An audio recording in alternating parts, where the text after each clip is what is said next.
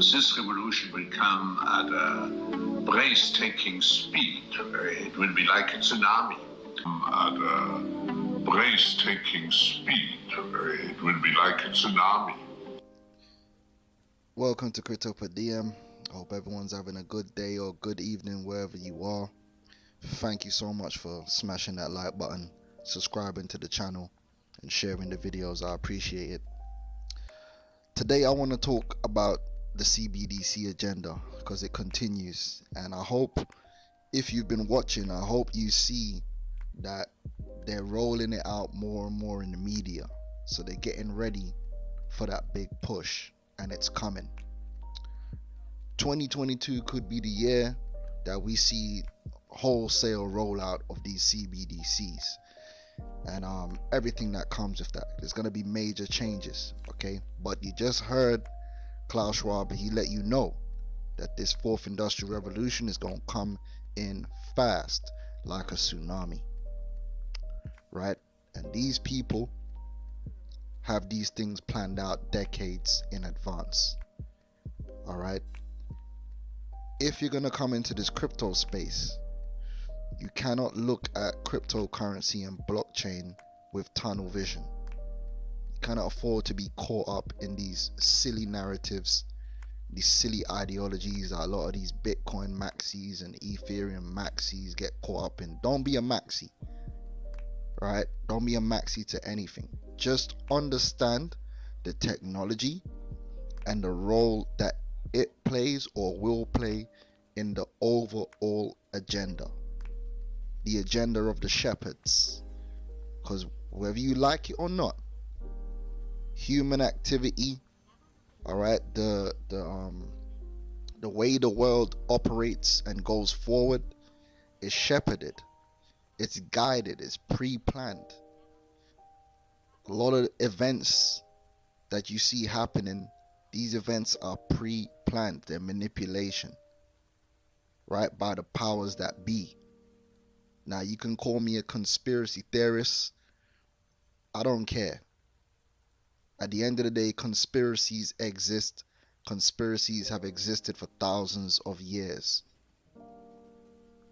All right, and these elite families, they conspire for more power and more control over the people. And they use technology to do it. They've been using technology to do it. And a lot of people, they're just like these sheep. These sheep don't know what's happening on a day-to-day basis. Only the shepherd knows what he's doing. He already knows whether they're going to slaughter in a month, in 2 months. He already knows if he's gonna move them to this field or that field. He knows. The sheep don't know. They just get shepherded, and it just happens to them. And that's how generally how people are in the world. You know, they're being maneuvered and moved in a particular direction, and they think it's all happening naturally, you know, because they're manipulated by the media to think that way. You know, they look at these puppet billionaires like Bill Gates and George Bezos. You ever wonder why some billionaires are in the media and some aren't? You ever wonder why?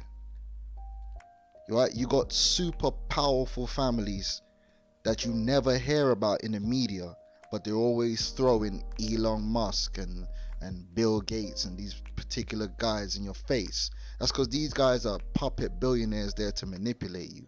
And 9 times out of 10, their companies were already pre-planned and set up from the beginning. They're just frontmen.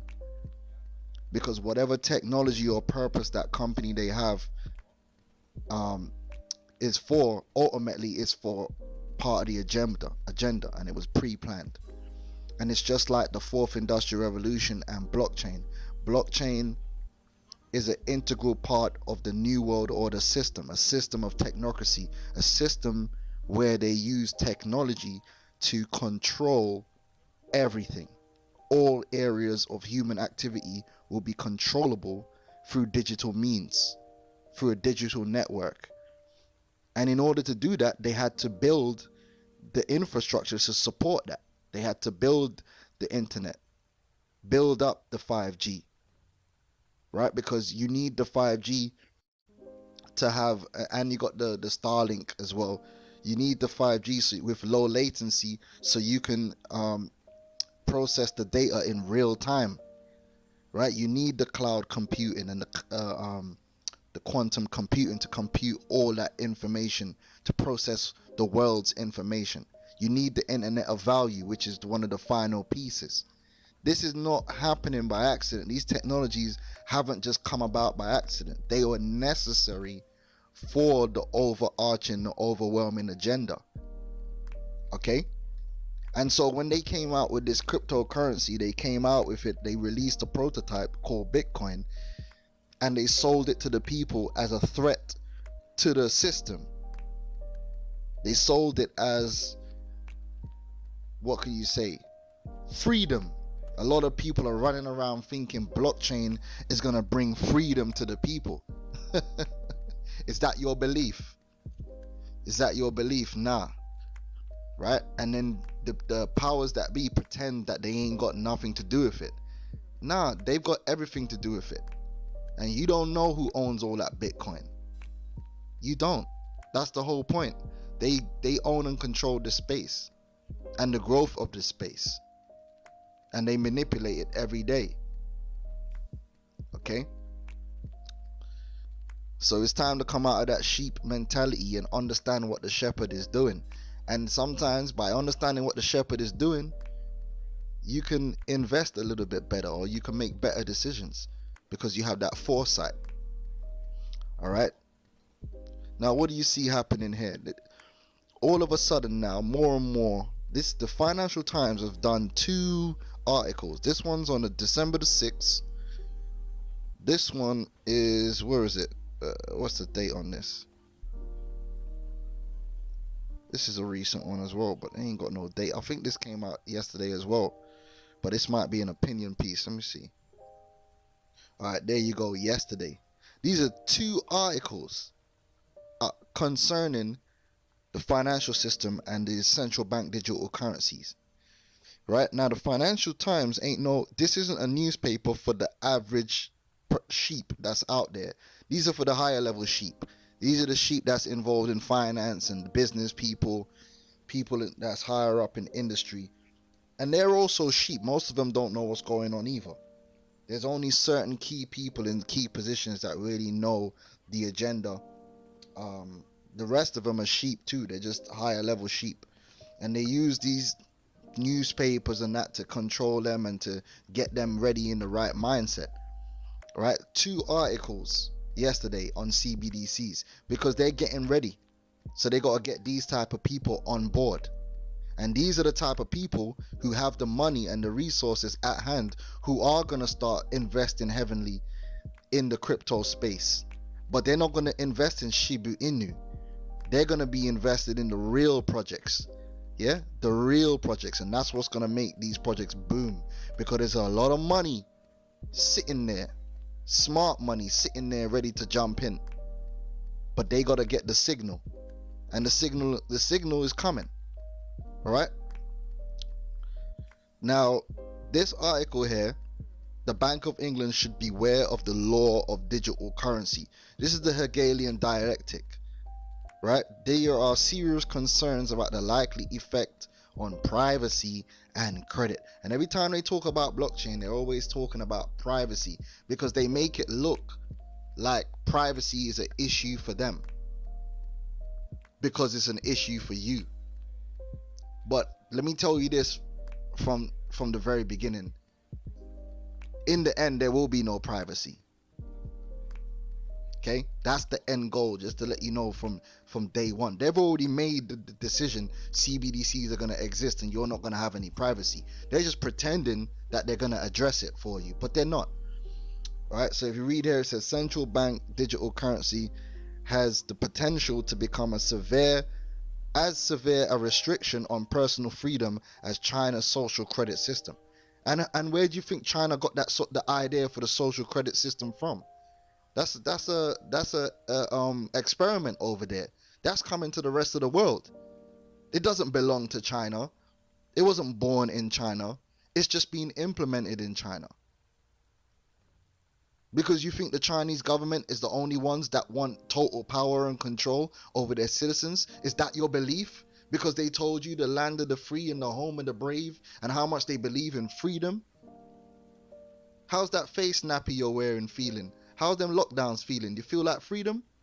It's not about freedom, right? The elites of the society do not care about your freedom. That's a fantasy that they tell you. What they care about is their own power and ability to control you, to retain that power and that wealth, and for you to have as little as possible, because they don't care about you.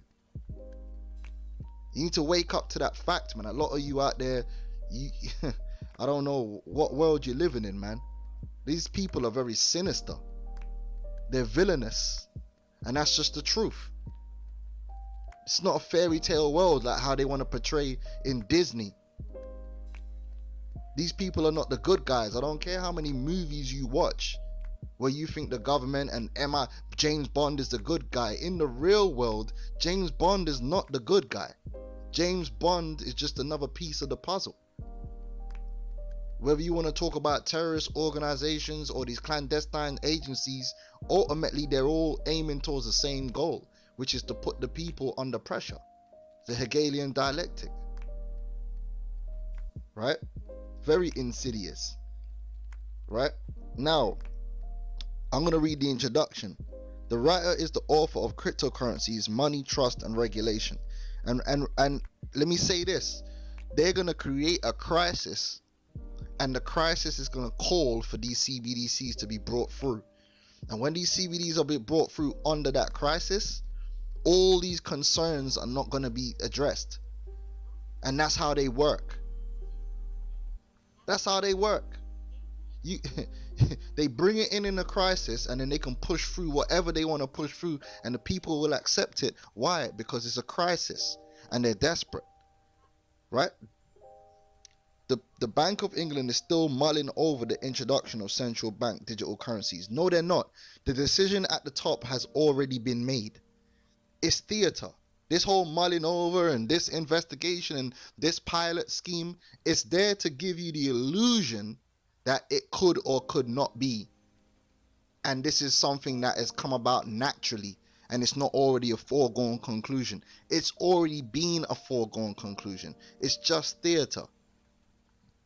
All right? A digital version of notes and coins directly convertible into cash and deposits. And yes, they're going to tell you because they want you to feel like nothing is changing as much as possible, because ultimately people do not like change.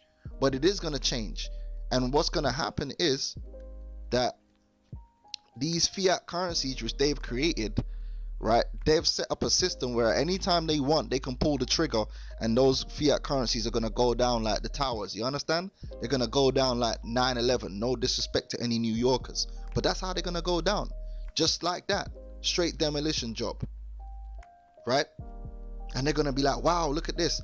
And but oh wait, hold on, we got these CBDCs here. I know your money is hyperinflating to the moon and back, so guess what we'll do for you, since we already got these CBDCs and these commercial banks has effed everything up, because ultimately they're gonna blame the commercial banks for all this mess, because the financial system is a mess, but it's designed that way. Right, they're gonna blame them for the implosion of the monetary system. These central banks are gonna say, look, we tried to keep everything under control, but these commercial banks, they took too many risks, they issued too much credit, blah blah blah blah blah, and said, okay, you know what we're gonna do? You see this fiat money that we issued before? What we'll do is we'll allow you to transfer whatever wealth you have left into the CBDC at a fixed rate. That's what's gonna happen. And that's how they're going to get everybody to move over to these CBDCs, because you ain't going to want to be in fiat, because by the hour, your fiat is worth less and less and less. This is what they're going to do. Problem, reaction, solution. The problem is going to be fiat is dead. The solution is going to be CBDC. Oh, it was a good thing that we were mulling over it. Yeah, I bet it was. Okay. A digital version of the notes and coins directly convertible into cash and deposits. The bank argues this will increase financial inclusion. And of course they want to increase financial inclusion, because they want control over everyone. That's what banking the unbanked means. You see, stop buying into fairy tale stories, man. This is not a fairy tale. These people do not care about individuals and people somewhere in Africa that don't have a bank account. Oh, I want them to have a bank account so that they could improve themselves. No, it's all about getting you into that digital system whereby your activity can be controlled, can be traced instantly, yeah, in real time. That's what banking the unbanked means, meaning you're in the system now. Okay? You gotta cut through the BS, man. We're not children anymore. Yeah? Don't be like a child. Yeah, you don't have to accept the fairy tale version of things. You can look and see the reality. Yeah? You think these people care about some bust out, some that dude that's down bad somewhere in the world living on the streets without a bank account? And I ain't even talking about the third world. There's people in the US, there's people in the UK, there's people in France with no bank account, down bad. You think they want them to have a bank account because they care about them? No, it's that your bank account, that wallet, that central bank digital currency wallet, is now going to be the center of your interaction with the whole entire system, because the entire system is going to move over onto the blockchain, and therefore it's going to all be interoperable and programmable and controllable by central powers, because it will be centralized. Okay, free the people. All right, come on, man. Anyway, but introducing the basic bank account already achieved that. By 2018-2019, the number of unbanked in the UK had dropped to just 1.2 million out of the total population of 67.1 million. Yeah, but they want everybody. They don't want some or most. They want everyone. The bank also says the public must have access to faster, cheaper retail payments. That ain't Bitcoin, is it? That is true, but more and more payment services are already providing just that, because you got the faster, like internally you got faster payments and all that kind of stuff. However, what they want is the system. They don't just want faster payments, they want the entire system because it's more controllable, more efficient. Meanwhile, the Joint Treasury and Bank of England CBDC task force continues its work, but without much indication of how the following hazards will be overcome, because they're not trying to overcome them hazards, if indeed that is possible, right? And what they're going to talk about is the issuance of credit and privacy. But the new system, credit is not going to be an issue. Credit is going to be something that's going to be tightly controlled in the new world order, right? And privacy is not going to be a thing. You can forget about privacy. Privacy is going to be done away with. All right. But they're going to release articles like this because they want to make it look like they're covering all the bases and they're covering everybody's concerns, right? Now look at this article here. It's about stable coins, right? Now I already told you that stable coins are basically like, they make no sense. They only make sense for a short period of time before CBDCs exist. Because once you have CBDCs, what the hell do you need a stable coin from?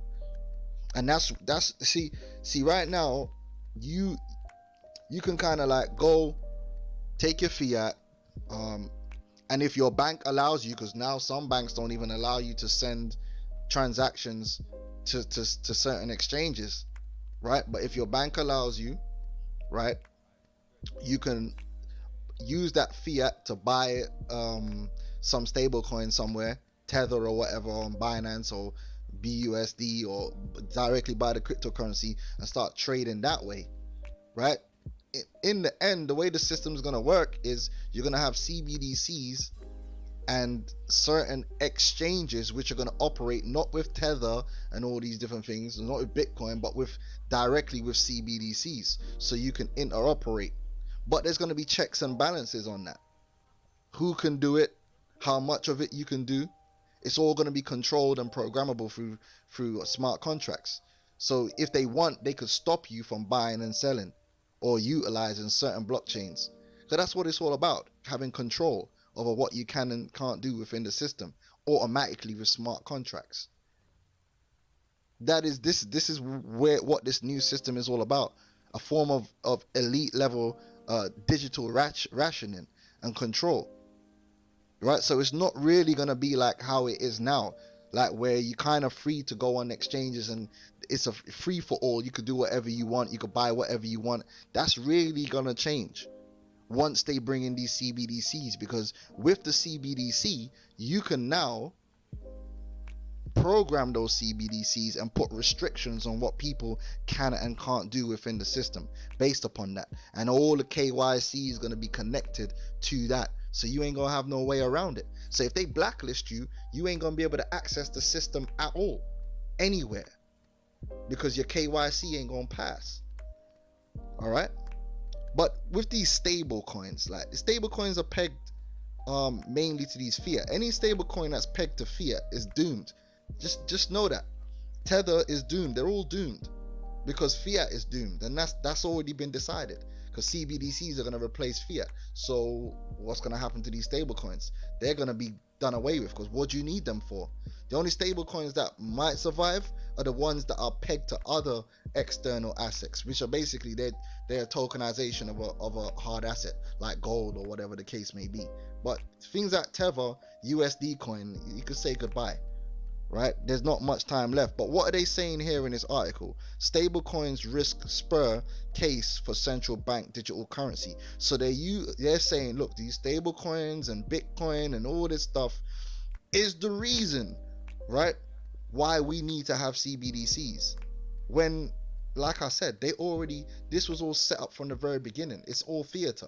CBDCs were always the end goal. It was always the end goal, to have that centralized control over the entire blockchain, therefore the entire world, because the whole world is going to be on the blockchain. Okay, something else I wanted to cover. Let's have a look at the news, right? Now check this out. You look at the narrative, right? I just typed CBDC into Google News. The People's Bank of China report on blockchain tech and their upcoming CBDC. So you already know about that. China's moving even more forward, right? Bank of Indonesia aims to fight Bitcoin. So now you see how that narrative was, that Bitcoin is fighting against the system, all this bullshit. So okay, yeah, Hegelian dialectic. So Bitcoin is a threat to the system, so the system needs to fight back by bringing out their CBDCs. I told you, man. Bank of Indonesia aims to fight Bitcoin with its CBDC. All right, Hegelian dialectic.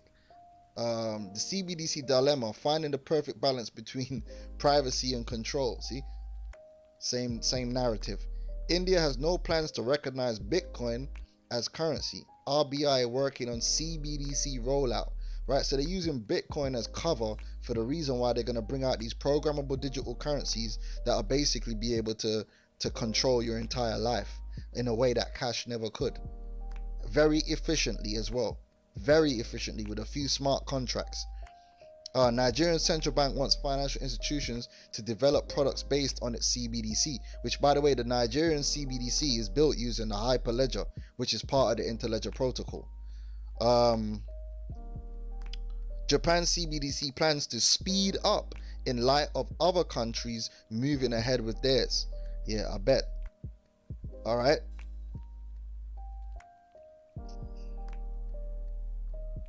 Future of money.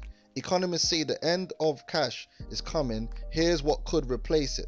And that was from 4 weeks ago. So they were, listen, like I said, 2022 could be the year of the CBDC. And if it's the year of the CBDC, what you're going to see coming with that is major crisis to bring that in. All right? A major crisis, the end of fiat. Right? What you might see them do is roll out the CBDC on a small scale, all right, with fiat still in operation, and then they pull the plug on fiat and then drive everybody into the CBDCs and the universal basic income and all that what they want to do. Okay, but one thing's for sure, it's not about BTC, and it never has been. BTC was a tool, was a path to where they want to be.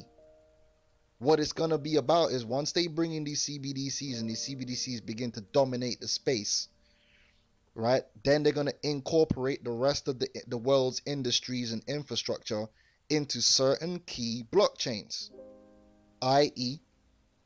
your ISO 20022, right, are going to be your main ones. But then you got other blockchains that can interoperate with that system.